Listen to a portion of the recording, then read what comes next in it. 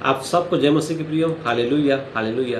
प्रियो, आज हम देखेंगे मत्ती 13 अध्याय उसके 44 और 45 वचन को देखते हैं प्रियो, हालेलुया।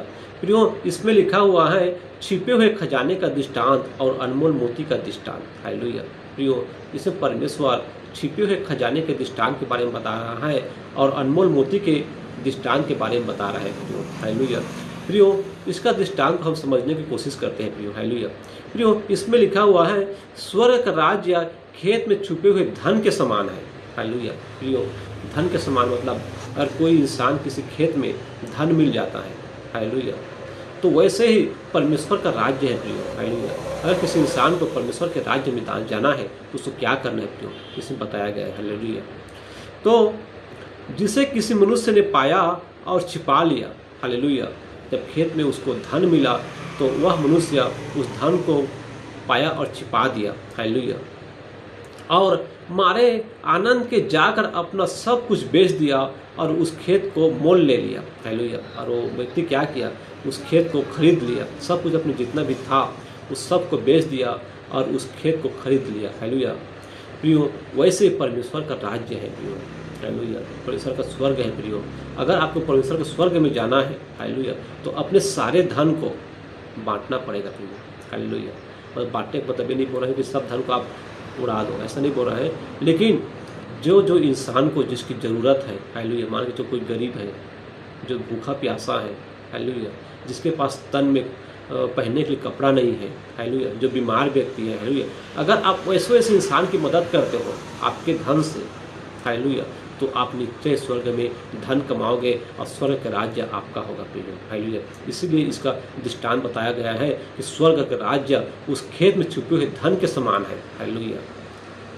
और उस व्यक्ति ने क्या किया, उस धन को प्राप्त करने के लिए, उस स्वर्ग को प्राप्त करने के लिए अपने सब कुछ बेच दिया और उसको प्राप्त कर लेते हो। मतलब बेचना क्या है यहाँ पर, बेचना मतलब जो जिसको ज़रूरत है, जो गरीब दुखी लोग हैं, उनको खिलाना, उनकी सेवा करना, तभी आप स्वर्ग के राज्य में प्रवेश कर सकते हो प्रियो, हालेलुया।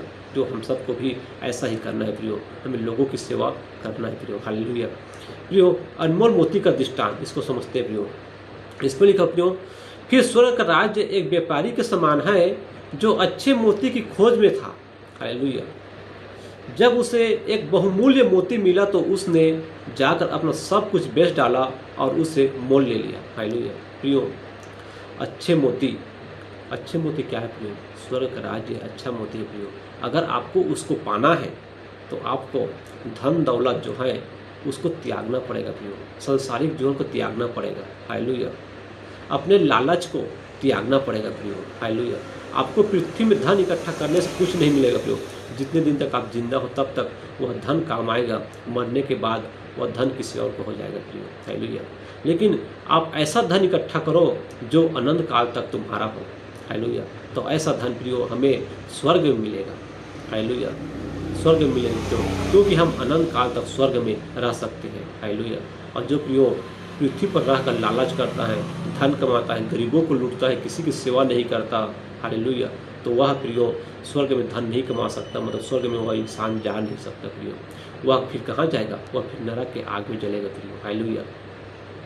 जितने दिन तक पृथ्वी पर था तब तक तो मौज मस्ती किया, हालेलुया, लेकिन पृथ्वी से जाने के बाद उसे स्वर्ग में जगह नहीं मिलेगा, उसको नरक में जगह मिलेगा। और नरक में सिर्फ नरक में इतना भयानक तकलीफ होगा प्रियो, जलेगा, हालेलुया। वहाँ पर दांत पीसना है प्रियो, मतलब वहाँ पछताना है। वहाँ जाकर इंसान पछताता है कि काश मैं पृथ्वी पर रहकर अच्छा कोई पुण्य का काम किया रहता तो आज मैं स्वर्ग में आनंद से रहता, हालेलुया। क्योंकि हर एक जन के अंदर पवित्र आत्मा होती है प्रियो, और हर एक मनुष्य को परमेश्वर ने अपने हाथों से बनाया प्रियो, हालेलुया। इसलिए परमेश्वर चाहता है कि हर एक व्यक्ति मेरे स्वर्ग में आए, मेरे स्वर्ग में उसका स्वागत है, हालेलुया। लेकिन प्रियो, हम लोग क्या करते हैं, हम लोग पृथ्वी पर रहते हैं तब तक पाप में डूबे रहते हैं प्रियो, हालेलुया। अब पाप में डूबकर प्रियो हम स्वर्ग के रास्ते को भूल जाते हैं और हम नरक के रास्ते में चले जाते हैं प्रियो, हालेलुया। तो ऐसा क्यों होता है प्रियो, ऐसा हमें जो संसारिक जीवन में जितने भी शैतान रहता है प्रियो, वह हमें इससे गंदा काम करवाता है, बेविचार करवाता है, चोरी कराता है, मर्डर कराता है, हालेलुया, झूठी बातें बोलवाता है प्रियो, शराब दारू वगैरह आदि पिलाता है प्रियो। यह सब शैतान की ओर से होता है प्रियो। जो इंसान ऐसा कर रहा होगा वह आज के बाद तो सबको त्याग दे प्रियो, तभी आपको स्वर्ग में